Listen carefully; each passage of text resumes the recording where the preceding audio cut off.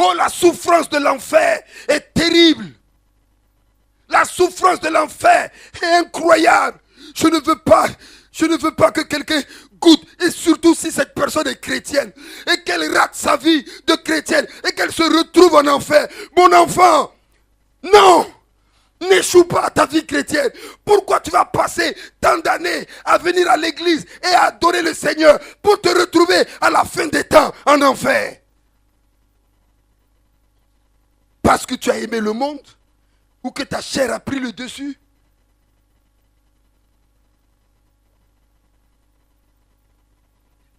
C'est quoi 80 ans de ta vie par rapport à l'éternité? C'est comme un grain de sable dans un désert, ta vie. Ta vie est comme une vapeur. C'est-à-dire 80 ans. C'est quoi comparé à l'éternité? Parce que l'éternité se calcule en milliards, de milliards, de milliards, de milliards, de milliards, de milliards, jusqu'à l'infini.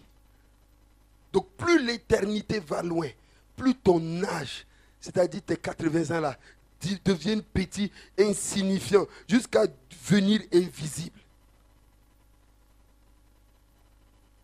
Dans des milliards d'années, tes 80 ans que tu auras passé sur la terre, c'est-à-dire ça ne sera même pas capable d'être considéré comme de la vapeur d'eau. C'est pourquoi il dit la vie, c'est comme si tu ouvres une casserole. Et puis, la vapeur qui sort au moment où tu ouvres là, c'est ça ta vie. 120 ans.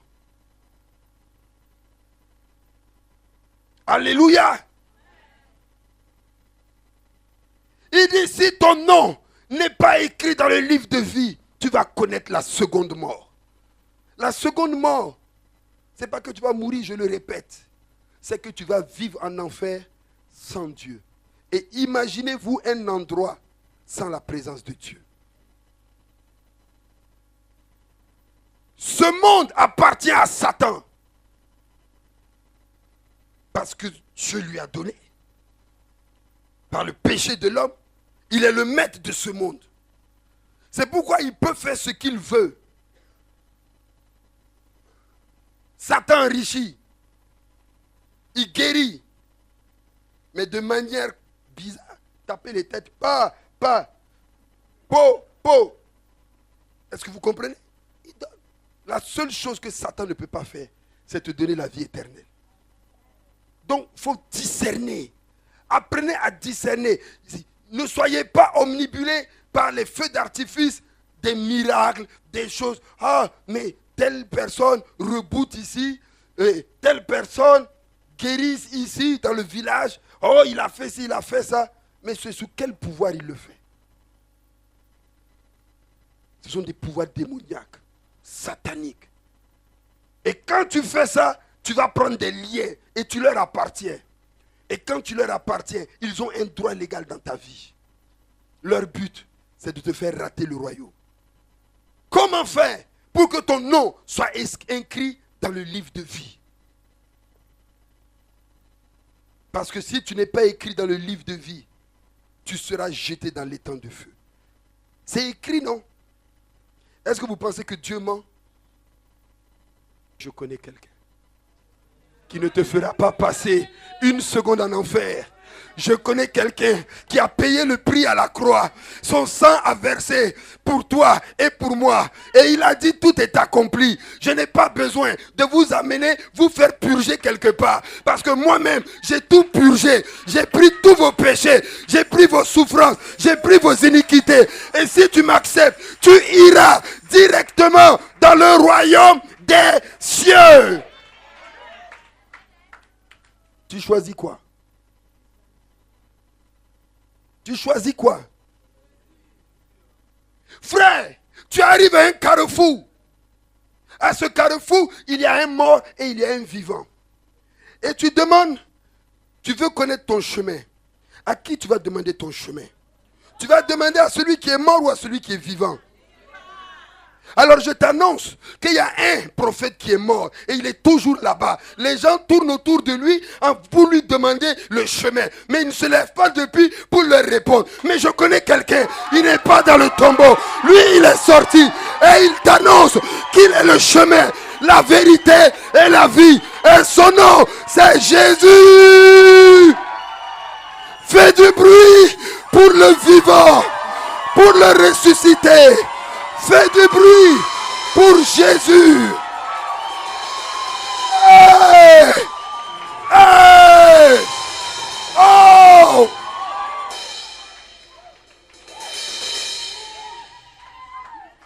Il est assis à la droite du Père. Il intercède pour nous. Et quand tu parles, il te répond.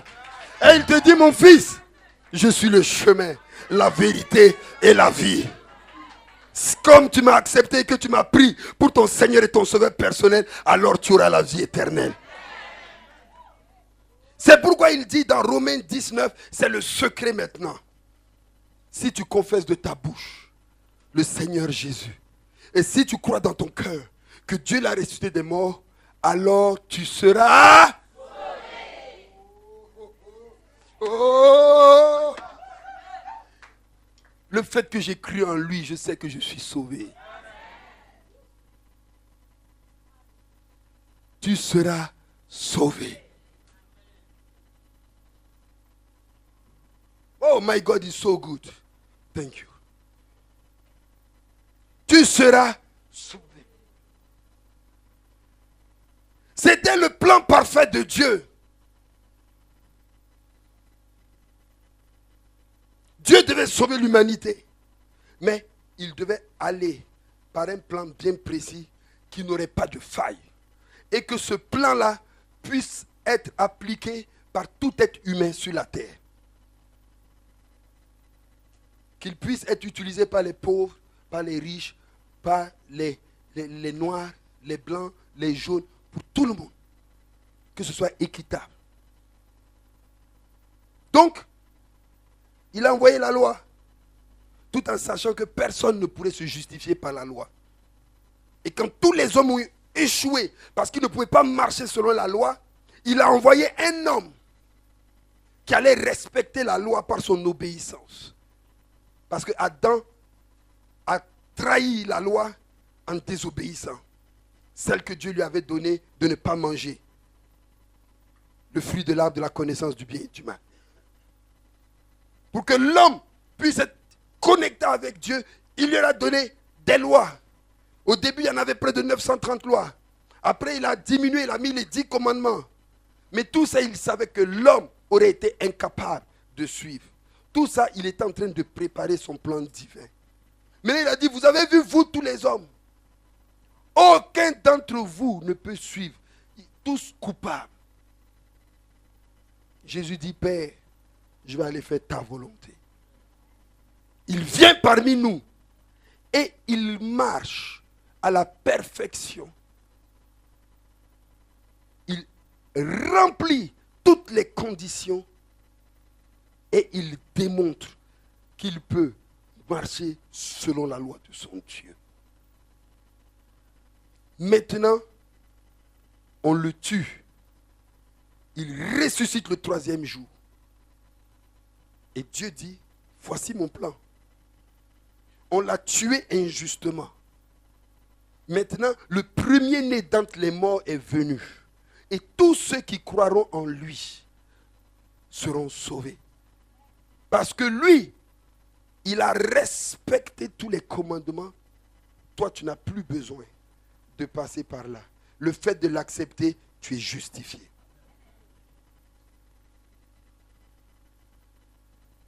C'est pourquoi il dit, si tu confesses de ta bouche le Seigneur Jésus, et si tu crois dans ton cœur que Dieu l'a ressuscité des morts, alors tu seras sauvé. Et Dieu atteste cela. Pourquoi? Parce que Dieu a tant aimé le monde qu'il a donné son Fils unique, afin que quiconque croit en lui ne périsse point, mais qu'il ait la vie éternelle. Si tu confesses de ta bouche le Seigneur Jésus, et si tu crois dans ton cœur, Dieu dit, afin que quiconque croit en lui. Vous voyez comment le plan de Dieu, il envoie Jean 3,16. Donne la révélation à Paul. Paul reçoit la révélation et dit, oui, Dieu a dit. Il a tant aimé le monde qu'il a donné son Fils unique, afin que quiconque croit en lui ne périsse point, mais qu'il ait la vie éternelle. Maintenant, Jésus accomplit tout ce qu'il doit faire pour rendre le plan de Dieu parfait et utilisable. Paul dit maintenant, si tu confesses de ta bouche le Seigneur Jésus, et si tu crois dans ton cœur que Dieu l'a ressuscité des morts, alors tu seras sauvé. Au moment où tu prononces cette phrase, ton nom est écrit dans le livre de vie. Voilà comment on écrit son nom dans le livre de vie. Ton nom est écrit dans le livre de vie. Mais il dit, tu seras sauvé. Donc, c'est encore futur. Ce n'est pas tu es sauvé.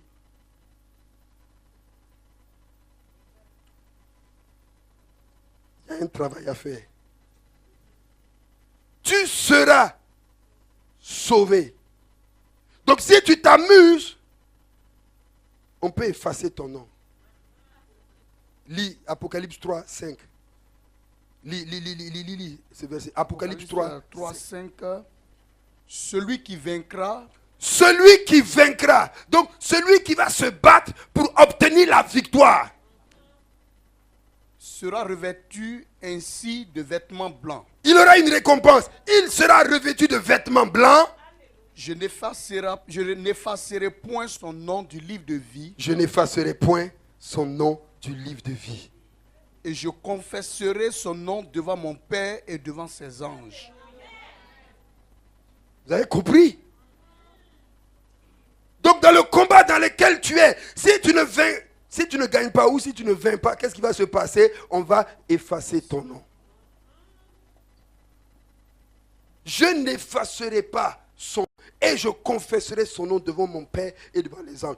Donc il y a un combat que tu dois mener. Ce n'est pas parce que tu as confessé que ça s'arrête là. Les gens disent, ouais, j'ai confessé. Frère, ce n'est pas fini. Parce que quand tu confesses, tu rentres dans un combat.